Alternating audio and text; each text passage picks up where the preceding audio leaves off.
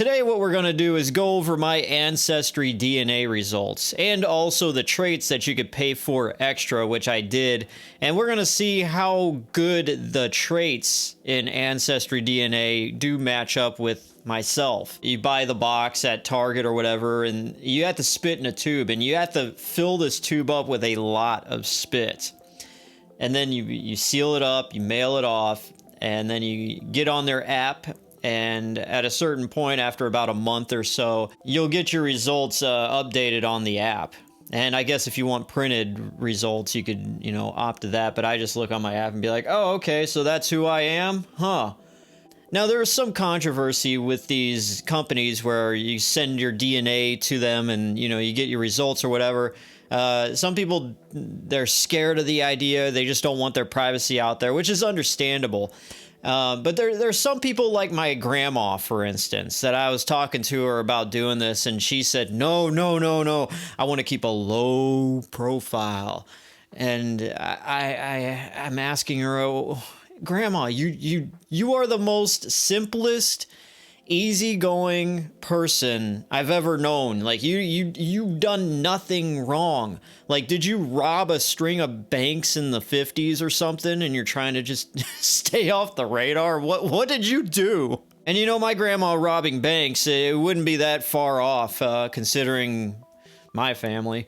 But anyways, I myself, I don't care too much about spitting in a thing and sending my DNA off somewhere.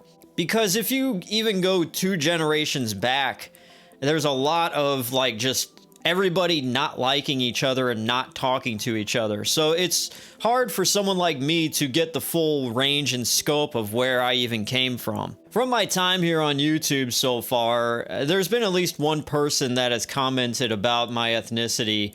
They said that I didn't look American. Now, am I supposed to have a hot dog in one hand and a Coca-Cola in the other and an apple pie in my mouth and a big cheeseburger on the top of my head and blue eyes and blonde hair to make sure I look American? I was just born in America. It's not like I chose to be here, but here I am. Now, being somebody that was born in the New World, America, all of your ancestors came from other places. So anyways, a little fun thing that was cool is my brother actually took a test and it didn't correlate, it wasn't mailed off at the same time, and Ancestry DNA got both boxes and they're like, oh, okay, these are, yeah, keep that together so we could wow them with how accurate, It was sent off different times and I still showed up in my DNA matches with him being my brother and me being his brother. So that lets me know that this is legit, where some people will say, oh, no, they just take your DNA and they just make some stuff up and send it back to you. No, I mean, it tells you exactly the percentage of shared DNA, and then it brings up all this extended family that, I'm aware of these people. I never really met them in person, but I am aware of the names, and they show up in my extended family, so it's legit. So first up, let's check out my ethnicity. All right, so my DNA apparently comes from 7 different areas, mostly in Europe. No, wait, it's all in Europe. So first up, I am German more than anything else at 36%. Second, I am English and Northwestern Europe, and I'm 29% of that. I am 24% Scottish, 7% Swedish, 2% Wales, 1% Greek and Albanian, and 1% Irish. Now, before this update, it listed me as 2% Irish, and they recently found that I am Greek and Albanian, apparently. And then with an extra $20, which I paid for, soccer, it tells you more about your genetics and your DNA and all that, and if you're prone to this, or you're gonna be this percentage of cool, how many chicks are you gonna get in your lifetime, stuff like that. I guess for this I'm gonna take off my trademark glasses here. So they got these traits all broken up into different sections, and the first one is the behavioral and personality traits. So this one is the introversion and extroversion. And apparently my DNA suggests that I am more introverted.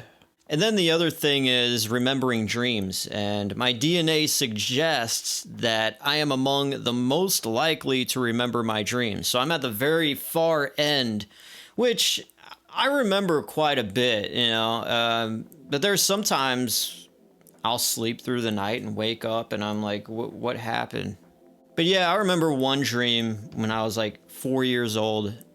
I see it very vividly. It's really screwed up. I was on a safari in like this green Jeep with my dad, and we went into this bear cave, and the bear just attacked my dad, ripped off his face, and all I saw was like, it looked like a fake rubberized Halloween mask mold of my dad's face fall onto the floor. No blood or anything, no gore, but it was just his face fall to the floor, and then I woke up.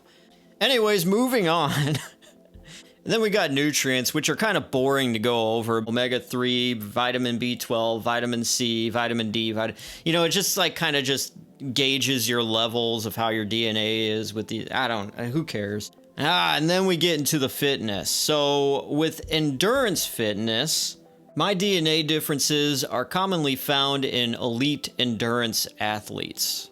So, not to brag, but with heart rate recovery, my DNA suggests that I can recover at a quicker rate.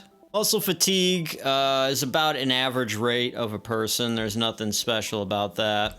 They have something called the sprinter gene. It's either you have it or you don't. And apparently my DNA says that I do have the sprinter gene. And then we got something called the VO2 max. And what is the VO2 max? Apparently it's the maximum amount of oxygen your body can use during intense exercise. And I have an average ability to raise my VO2 max. Next, we're moving on to sensory stuff. So alcohol flush, and apparently my face doesn't turn red after drinking alcohol, which I don't ever drink, so I wouldn't know that. Should I put it to the test? Nah, I don't care. There's asparagus metabolic detection, and it says that my DNA suggests that I might not notice a distinctive smell when I urinate after eating asparagus. There's been a lot of times my pee just smells like pee. Next is bitter sensitivity, and my DNA says that I might be extra sensitive to certain bitter tastes. On caffeine consumption, it says that I might drink more caffeine than average, which is true. I drink about a pot of coffee a day. Sometimes I could go without it. With me and coffee, it's weird because, I don't get any withdrawals or, I don't get a headache if I don't have it. It's just, I could drink it. I could drink it right before bed and go to sleep. I'll be out like a baby. Then there's cilantro aversion, and it says that my DNA probably likes the taste of cilantro, which is fine by me, yeah. Yeah, okay. Lactose intolerance. I probably don't have trouble with dairy based on my DNA, which is true.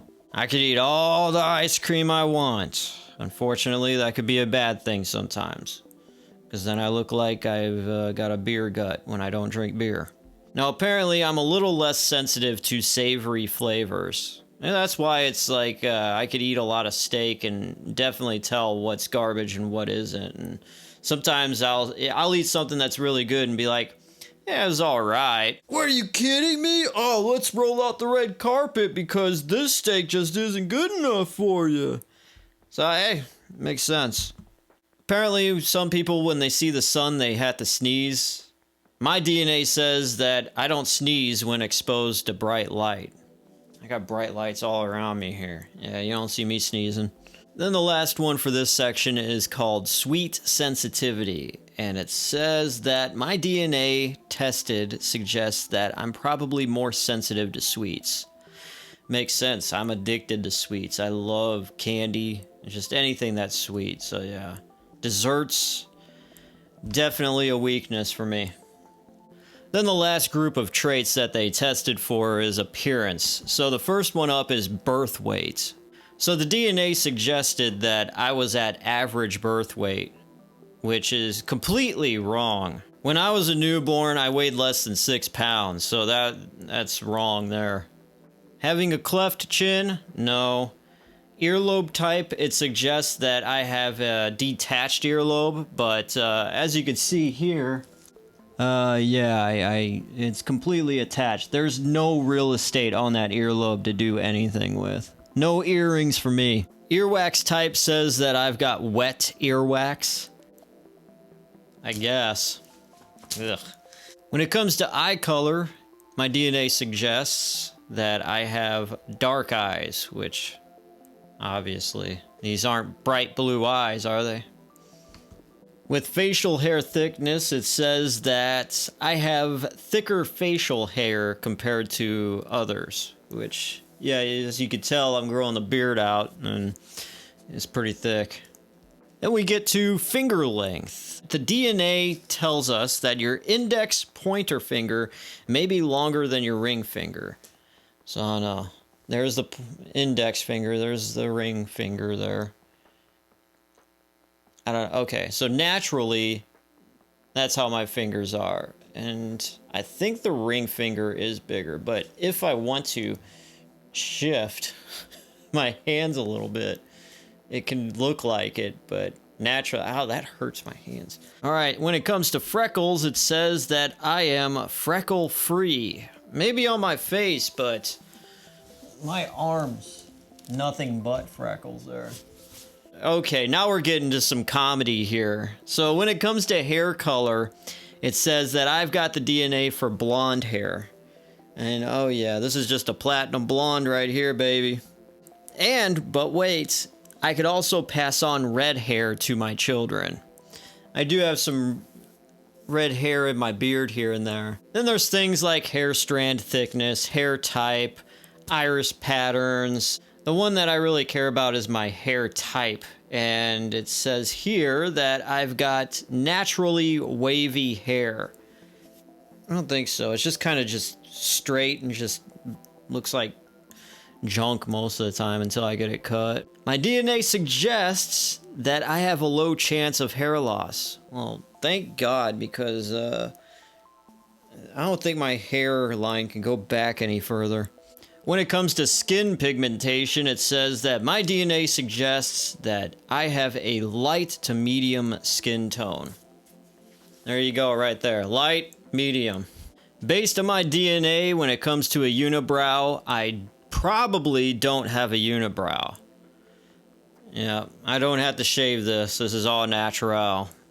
And then for the final trait, they have wisdom teeth. And my DNA suggests that I probably developed all of my wisdom teeth. I have, except one. Which it isn't there. It doesn't exist in x-rays, so.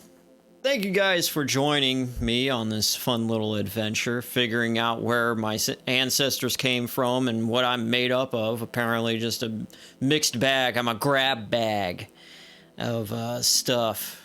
I can't really say that, oh, I have roots here or I have roots there. I mean, it's just basically if I travel across the ocean, wherever I land in Europe, I could probably just be like, yeah, you know, somewhere I know somebody, you know.